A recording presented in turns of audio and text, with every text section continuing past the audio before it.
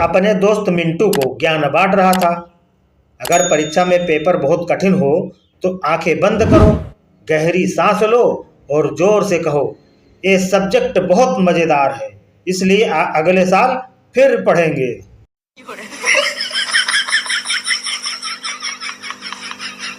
दो आदमी शराब के नशे में धुत होकर रेल की पटरियों के बीचों बीच जा रहे थे।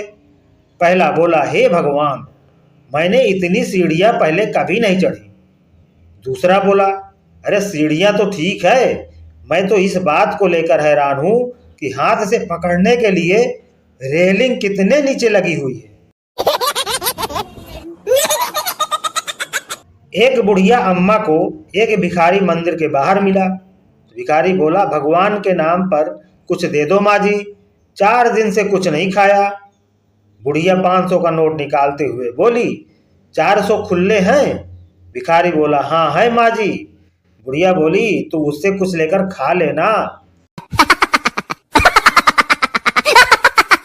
चिंटू, अपने देश में मृत्यु की औसत दर क्या है? मिंटू, 100%। चिंटू, 100%? क्या मतलब? मिंटू, मतलब यह है कि जो भी जन्म लेता है वह जरूर मरता है।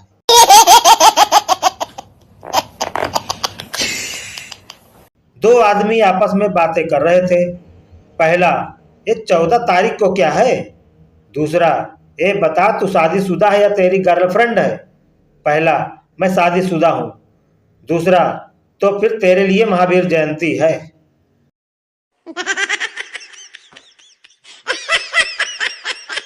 बरसात पैसों की। अरे तनेजा जी, ये क्या? मैंने सुना है कि आपकी पत्नी ने आपके ऊपर वित्तीय हिंसा का केस कर डाला है। हाँ यार, सही सुना है तुमने, मैंने लंबी सांस लेते हुए कहा। आखिर ऐसा क्या हुआ कि नौबत कोर्ट कचहरी तक आ गई? यार होना क्या था, एक दिन बीबी प्यार ही प्यार में मुझसे कहने लगी कि तुम्हें तो ऐसी होनहार, सुंदर, सुघड़ और घरेलू पत्नी मिली है कि तुम्हें खुश होकर मुझ पर पैसों की बरसात करनी चाहिए। तो मैंने कहा ठीक है। फिर क्या? एक दिन जैसे ही मैंने देखा कि बीबी नीचे खड़ी सब्जी खरीद रही है, मैंने आव देखा न ताव और सीधा निशाना साध सिक्कों से भरी पोटली उसके सर पे दे मारी। पति पत्नी की लड़ाई हो गई।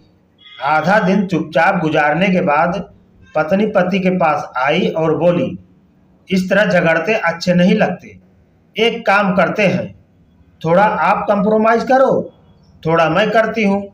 पति बोला, ठीक है, क्या करना है बोलो। पत्नी बोली, आप मुझसे माफी मांग लो और मैं आपको माफ कर देती हूँ।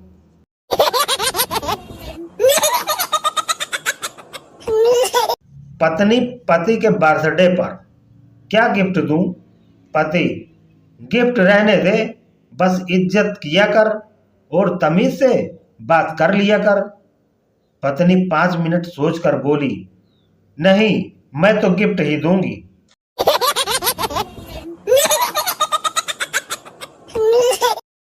बीबी, सुनो जी, आज ऑफिस से जल्दी आ जाना, मूवी देखने चलेंगे। पति, नहीं आया तो? बीबी, अगर टाइम से आए तो बीजेपी के चुनाव चिन्ह से स्वागत करूंगी और देर करी तो फिर कांग्रेस के चुनाव चिन्ह से, और ज्यादा देर करी तो फिर केजरीवाल का चुनाव चिन्ह दरवाजे के पीछे रखा है, ध्यान रहे।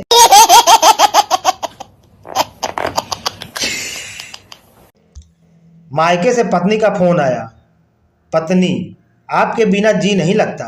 पति, अरे पगली, जी नहीं लगता तो स्टार और सोनी लगाकर देख लिया कर, वो भी अच्छे चैनल है।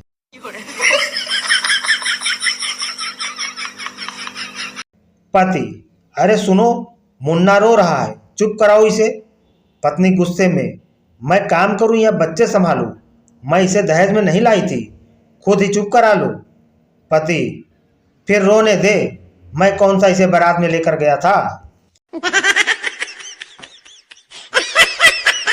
आज रामायण देखते आंख भर आई।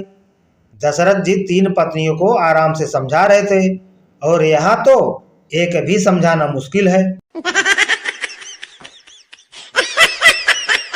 पति पत्नी से, प्रिय मैं तुमसे प्यार करता हूँ। पत्नी, तो क्या मैं आपको नहीं करती? मैं तो आपके लिए सारी दुनिया से लड़ सकती हूँ। पति, लेकिन तुम तो दिन रात मुझसे ही लड़ती रहती हो। पत्नी, जानू आप ही तो मेरी दुनिया हो।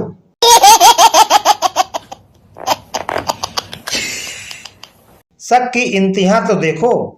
पत्नी, तुम्हारी शर्ट में तो एक भी बाल नहीं मिलता है।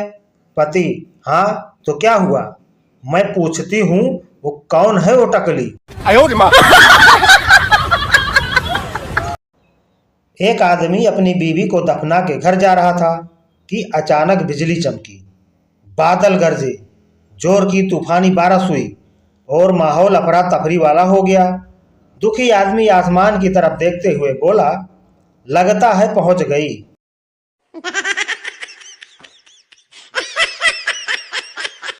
इतिहास के टीचर ने फंटू से पूछा, बताओ अकबर का जन्म कब हुआ? जवाब सुनते ही टीचर बेहोश।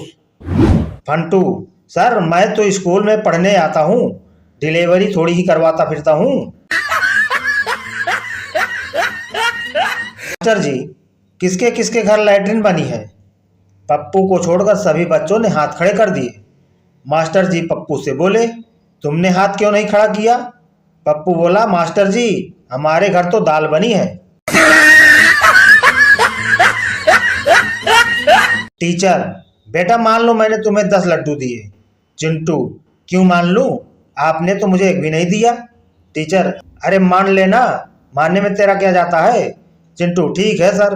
टीचर, हाँ तो उसमें 5 से 5 तुमने मुझे वापस दिया, तो बताओ तुम्हारे पास कितने लड्डू? अकबर बादशाह को मजाक करने की आदत थी। एक दिन उन्होंने नगर के सेठों से कहा, आज से तुम लोगों को पहरेदारी करनी पड़ेगी।